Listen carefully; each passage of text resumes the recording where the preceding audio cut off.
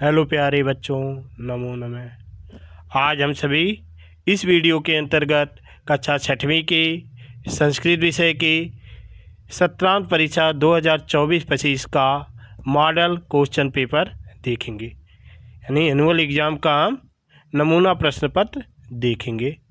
इसके लिए समय आपका होगा सार्ध होरा द्वयम, यानी 2.5 घंटा। अंक 60 अंक के होंगे। यहाँ पर आपको अनुक्रमांक लिखना होगा। यहाँ छात्र का नाम होगा। यहाँ आप वर्ग लिखेंगे। और निर्देशा अस्मिन् प्रश्नपत्रे चत्वार खंडा सन्ति। इस प्रश्न पत्र में 4 खंड हैं। क अपठित अवबोधनम, जो आपका 10 अंक का होगा। ख रचनात्मक कार्यम, यह भी 10 अंक का होगा। ग अनुप्रयुक्त व्याकरणम, यह 15 अंक का होगा। घ पठित अवबोधनम, यह आपका 25 अंक का होगा। 2 सर्वे प्रश्न अनिवार्य सन्ति, सभी प्रश्न आपके अनिवार्य होंगे। खंड क अपठित अवबोधनम 10 अंक का। इसके लिए आपको एक गद्यांश दिया जाएगा जो आप पढ़े नहीं होंगे, उसे आप ध्यान से पढ़ेंगे और उससे संबंधित कुछ प्रश्न पूछे जाएंगे, उसका उत्तर आप देंगे। प्रश्न 1 अधोलिखितम गद्यांशम पठित्वा प्रश्नानाम उत्तरतः। नीचे लिखे गद्यांश को पढ़ करके प्रश्नों का उत्तर दो। संसारे अनेकानि धनानि सन्ति। संसार में अनेक धन है, परम विद्याधनम प्रमुखतम अस्ति, लेकिन विद्याधन प्रमुख है। विद्या गुप्त धनम अस्ति, विद्या गुप्त धन है। चौर अपि विद्याधनम चोरयतु न शक्नोति, चोर भी विद्याधन को चुरा नहीं सकता है। विद्यम प्राप्य नर विनम्र भवति, विद्या प्राप्त करके नर विनम्र होते हैं। विद्या एव सुखस्य साधनम अस्ति, विद्या ही सुख के साधन है। विद्या अज्ञानस अंधकारम दूरी करोति, विद्या अज्ञान के अंधकार को दूर करता है। विद्वान है सर्वत्र पूजते, विद्वान सभी जगह पूजे जाते हैं। विद्याम बिना मनुष्य पशुतुल्य भवति, विद्या के बिना मनुष्य पशुओं के समान होता है।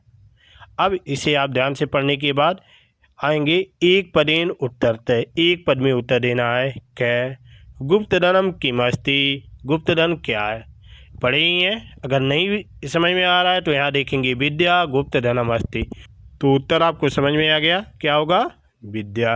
ख विद्याम प्राप्य नर की दिशा भवति, विद्या को प्राप्त करके मनुष्य कैसे होते हैं, तो है विद्याम प्राप्य नर विनम्र भवति, तो उत्तर क्या होगा विनम्र। विद्वान कुत्र पूज्यते, विद्वान कहाँ पर पूजे जाते हैं, तो दिया है विद्वान सर्वत्र पूज्यते, तो उत्तर आप लिख देंगे विद्वान सर्वत्र पूज्यते। विद्या कस अंधकारम दूरी करोति, विद्या किसका अंधकार दूर करता है, तो लिखा है विद्या अज्ञानस अंधकारम दूरी करो, तो लिख देंगे आप विद्या अज्ञानस अंधकारम दूरी करो।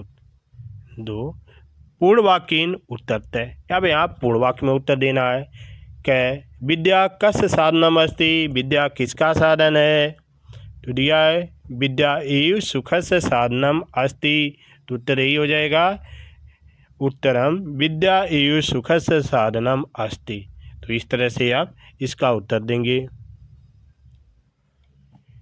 ख विद्याम बिना मनुष्य की दिशा भवति, विद्या के बिना मनुष्य कैसा होता है, तो अभी आप पढ़े ही थे विद्याम बिना मनुष्य पशुतुल्य भवति, तो उत्तर आपका क्या होगा विद्याम बिना मनुष्य पशुतुल्य भवति, विद्या के बिना मनुष्य पशुओं के समान होता है। निर्देशानुसारम उत्तरतः, निर्देश के अनुसार उत्तर दीजिए। क अनेकानि धनानि, अर्थ विशेषण पदम किम, अनेकानि धनानि, इन दोनों शब्दों में कौन सा विशेषण है।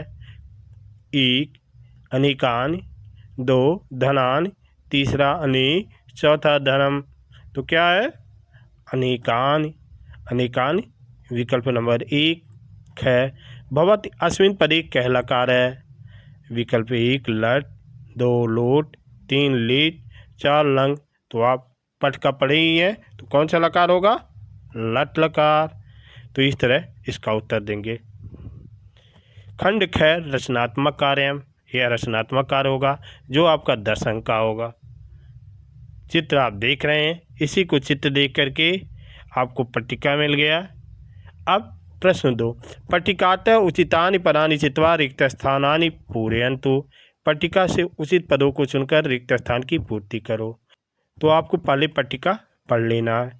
सुजन्यस इव सज्जन के समान, वृक्षा मीन्स वृक्ष पेड़, फलान मीन्स फल, 10 पुत्र मीन्स 10 पुत्र, परोपकाराय मीन्स परोपकार के लिए। श्लोक पढ़ें, ये श्लोक के ही अंश हैं। क फलानापि परार्थाय सत्पुरुषायु, तो क्या पढ़े थे इस पे, वृक्षा सत्पुरुषायु।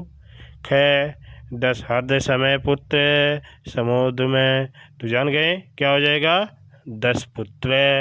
ग ईशाम वै विमुखा यान्ति नार्थिन, उससे विमुख होकर के मांगने वाले वापस नहीं आते। किससे, सुजन्यस इव सज्जन के समानी। इदम शरीरम, यह शरीर किसके लिए, परोपकाराय। स्वयं न खादन्ति वृक्षा, तो वृक्ष की स्वयं क्या नहीं खाते हैं, फलान। तो इस तरह से आप समझ करके उत्तर देंगे। प्रश्न 3, कोष्टकातः समुचितम परम चित्वा वाक्यानि रचयन्तु। कोष्टक से समुचित पद को चुन करके आपको यह वाक्य की रचना करनी है। क अहम गायनम करोमि, मैं गाता हूँ, किसे, पादेन नासिकया मुखेन, तो क्या उत्तर हो जाएगा, मुखेन। ख अहम धावनम करोमि, मैं दौड़ता हूँ, किसे, पादाभ्याम ललाटेन कुरपर्णेन, तो किसे आप दौड़ते हैं, पादाभ्याम। ग अहम आग्रणम करोमि, मैं सांस लेता हूँ, एक नखय नासिकया चरणेन, तो क्या उत्तर होगा, नासिकया। घ अहम श्रवणम करोमि, मैं सुनता हूँ, कर्णाभ्याम नासिकया अंगुष्ठय, तो किसे सुनते हैं आप, कर्णाभ्याम। ङ अहम भोजनम करोमि, मैं भोजन करता हूँ, किसे भोजन करते हैं, मुखेन। मुखेन पादेन नासिकया में क्या हो जाएगा, मुखेन। खंड ग अनुप्रयुक्त व्याकरणम, यह 15 अंक का होगा। प्रश्न 4, उदाहरण अनुसार वाक्यानि लिखन्तु। उदाहरण के अनुसार आपको वाक्य लिखना है। यथा विद्यालय छात्र, तो दोनों को मिला करके किया गया है, विद्यालय छात्र गच्छति। ध्यान देना है, पहला जो शब्द है उसमें षष्ठी विभक्ति का प्रयोग किया गया है। क मंदिरम शिखरम पश्यति, तो क्या हो जाएगा, मंदिर शिखरम पश्यति, मंदिर का शिखर देखता है। ख वृक्ष फलम, तो क्या हो जाएगा, वृक्ष में षष्ठी लगा देंगे, वृक्ष फलम खादति, वृक्ष का फल खाता है। ग छात्रा नाम पृच्छति, तो षष्ठी लगाएंगे छात्रा में, तो क्या हो जाएगा, छात्रा या नामम पृच्छति, बालिका की तरह से, ये सब बालक की तरह से है और पुस्तक की तरह से, ऊपर थे मंदिरम पुस्तक की तरह से था। राम पुस्तकम आनयति, यह भी बालक की तरह से हो जाएगा, रामस पुस्तकम आनयति, राम का पुस्तक लाता है। तो इस तरह से आप प्रयोग करेंगे। प्रश्न 5, अधोलिखितानां पदानां द्विवचनी बहुवचनी च रूपाणि लिखन्तु। नीचे लिखे पदों के द्विवचन में बहुवचन में रूप लिखना है आपको। यथा वृक्ष वृक्षौ वृक्षा, आपको इसे लिखने के लिए जानते ही हैं, बालक बालकौ बालका, बालक का, बालिका बालिके बालिका, बालिका का, नदी नद्यो नद्य नदी का, और पुस्तकम पुस्तके पुस्तकानि पुस्तक का। ये शब्द रूप का ध्यान देना है क्योंकि सभी इसी की तरह से हैं। जैसे है क मेघ है, क्या हो जाएगा, मेघौ मेघा, बालक की तरह से। ख हृदय, हृदय का क्या होगा, हृदौ हृदा, बालक की तरह से। ग सत्पुरुष, सत्पुरुषौ सत्पुरुषा, बालक की तरह से। ग छाया, छाए छाया, यह बालिका की तरह से। वापी, क्या हो जाएगा? वाप्यो वाप्य, नदी की तरह से। नदी, नद्यो नद्य। शरीरम, शरीरे शरीराणि, पुस्तक की तरह से। पुष्पम, पुष्पे पुष्पाणि, पुस्तक की तरह से। तो इसे आप ध्यान में दे करके इस प्रश्न को करेंगे। प्रश्न 6, अधोलिखिता नाम क्रियापदा नाम लट लकारे प्रथम पुरुषस्य रूपाणि लिखन्तु। लट लकार में प्रथम पुरुष का रूप लिखना है। आपको याद ही है, पठती पठते पठन्ति, उसका आप अभ्यास करके उसी अनुसार लिखेंगे। यहाँ दिया भी है, यथा कुर्वन्ति, करोति कुरुते कुर्वन्ति। इसी तरह से तिष्ठन्ति है, तिष्ठति तिष्ठते तिष्ठन्ति। फलन्ति, फलति फलते फलन्ति। यान्ति, याति याते यान्ति। पीबन्ति, पीबति पीबते पीबन्ति। इस तरह से आप इसका उत्तर देंगे। प्रश्न 7, उदाहरणम अनुगुणम कोष्टके विद्यमानानां शब्दानां द्वितीय विभक्ति एक वचन रूपेण स वाक्यानि लिखन्तु। उदाहरण के अनुसार नीचे लिखे पदों को द्वितीय विभक्ति एक वचन के रूप में परिवर्तन करना है, लिखना है। यथा भक्त देव नमते, तो भक्त देवम नमते। ध्यान देना है, यहाँ पर द्वितीय विभक्ति एक वचन करने के लिए सिर्फ एक अनुस्वार बिंदी का प्रयोग किया जाता है। छात्रा ग्रंथ पठन्ति, तो क्या हो जाएगा? छात्रा ग्रंथम पठन्ति, सिर्फ अनुस्वार ही लगाएं। इस तरह से द्वितीय विभक्ति एक वचन में सिर्फ अनुस्वार ही लगता है, मैं का उच्चारण देता है। बालका कथा लिखन्ति, तो क्या हो जाएगा? बालका कथाम लिखन्ति। कृषक क्षेत्र करसति, तो क्या हो जाएगा? कृषक क्षेत्रम करसति। तो इस तरह से आप इसको लिखेंगे। पठित अवबोधनम, यह आपका 25 अंक का होगा, यह आपकी पाठ्यपुस्तक से ही होगा। तो चलिए इसका अभ्यास करते हैं। प्रश्न 8, अधोलिखितम पठित गद्यांशम पठित्वा प्रश्नानाम उत्तरतः। नीचे लिखे पठित गद्यांश को पढ़कर प्रश्नों के उत्तर दीजिए। माधव विचारयति बोधयति च, माधव विचार करता है और समझता है, सोचता है।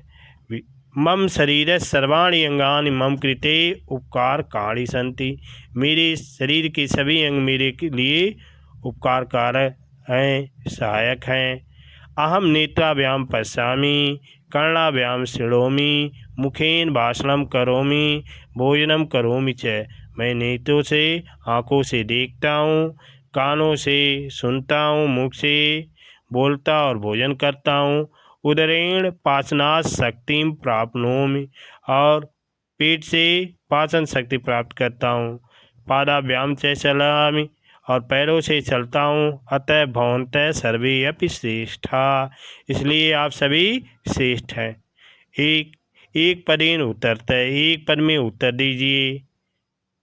माधव काभ्याम चलति, माधव किसे चलता है? उत्तरम पादाभ्याम। 2, माधव काव्याम पश्यति, माधव किसे देखता है? तो पढ़े ही थे, नेत्राभ्याम पश्यामि, तो क्या हो जाएगा? नेत्राभ्याम। स उदरेण पाचनात् किम प्राप्नोति, उदरेण पाचनात् शक्तिम प्राप्नोमि, तो क्या हो जाएगा? शक्तिम। 4, सर्वाणि अंगानि कीदृशानि सन्ति, सभी अंग कैसे हैं? उत्तरम उपकारकाणि। तो इस तरह से आप देखेंगे और लिखेंगे, लिखा है ना, सर्वाणि अंगानि मम कृते उपकारकाणि सन्ति।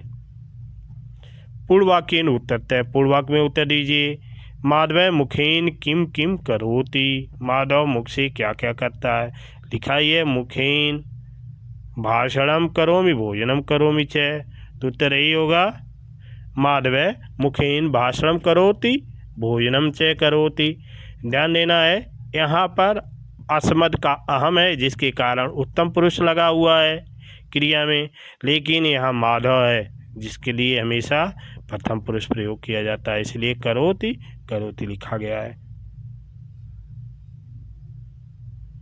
निर्देशानुसारम उत्तरतः, निर्देश के अनुसार उत्तर दीजिए। एक, चलामि इत्यत्र कै पुरुष है? चलामि में कौन सा पुरुष है? अभी पढ़े भी हैं। कै प्रथम पुरुष है, ख मध्यम पुरुष है, ग उत्तम पुरुष है, घ कोपिन है। तो कौन सा उत्तर सही होगा? उत्तम पुरुष है। दो, अहम नेत्राभ्याम पश्यामि, मैं आँखों से देखता हूँ। अस्मिन वाक्य क्रियापरम किम, इस वाक्य में क्रियापद क्या है? उत्तरम पश्यामि, ख अहम, ग नेत्राभ्याम, ग माधव। तो क्या क्रियापद होगा? आपको विशेष ध्यान देना है। क्रियापद हमेशा कार्य करता है, एक्शन वर्ड है, जिसे अंग्रेजी में वर्ब भी कहते हैं। इसका धातु रूप चलता है, पठती पठते पठंत की तरह से। तो आपको समझ में आ गया होगा कौन सा क्रियापद है? पश्यामि। प्रश्न 9, अधोलिखितम पठितम पद्यांशम पठित्वा प्रश्नानाम उत्तरतः। नीचे लिखे पठित पद्यांश को पढ़ करके आपको प्रश्नों का उत्तर देना है।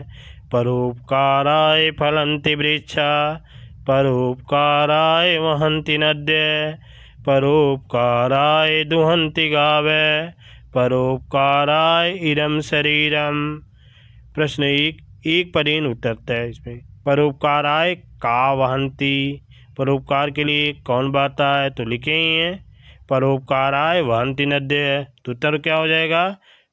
परोपकाराय नद्यः वहन्ति नद्यः। ख, वृक्षा किमर्थम फलन्ति, वृक्ष किसके लिए फल देता है? तो परोपकाराय फलन्ति वृक्षा। तो उत्तर क्या होगा? परोपकाराय। ग, परोपकाराय का दुहन्ति, परोपकार के लिए कौन दूध देता है? तो यहाँ है परोपकाराय दुहन्ति गावः। तो उत्तर क्या होगा? गावः।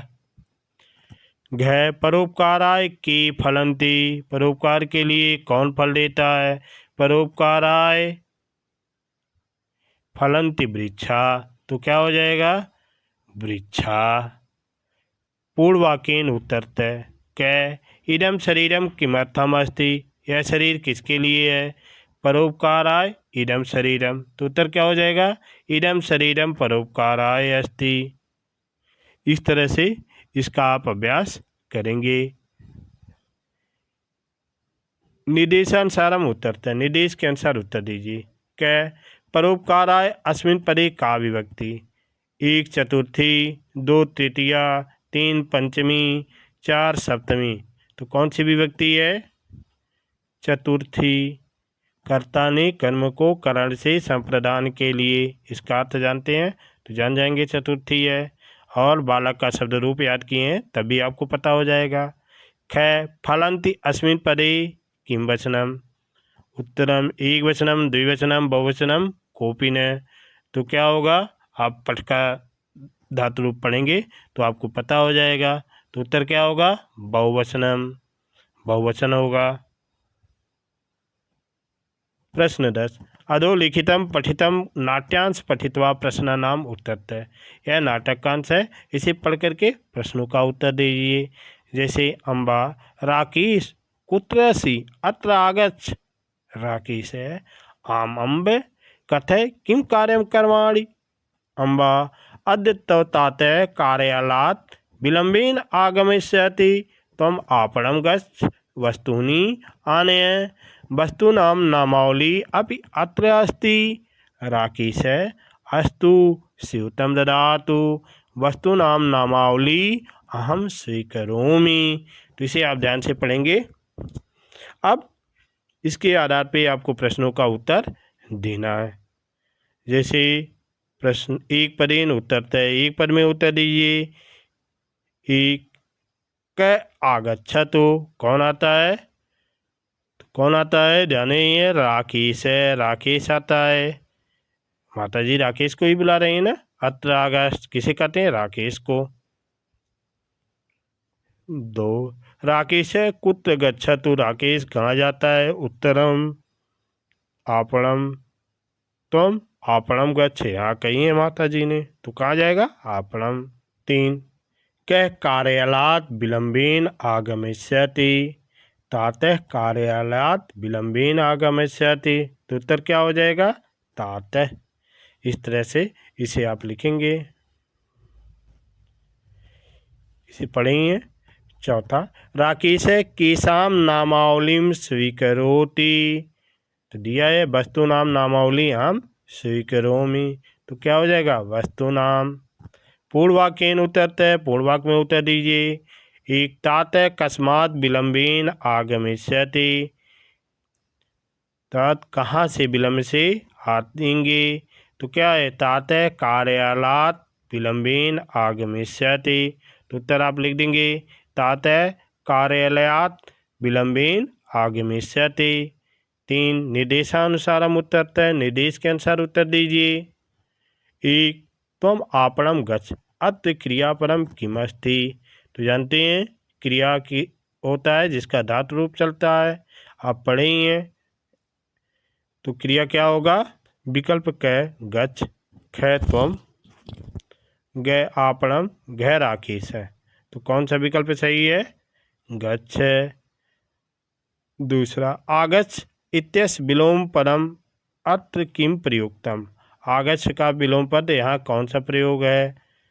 क आगमिष्यति, ख अस्ति, ग ददातु, ग गच्छ। तो कौन सा सही है? गच्छ। तो इस तरह से आप इसे लिखेंगे। प्रश्न 11, कोष्ठका समुचिताम संख्याम चित्वा रिक्त स्थानम पूरयन्तु। कोष्ठक से समुचित संख्या को चुनकर के रिक्त स्थान की पूर्ति करना है।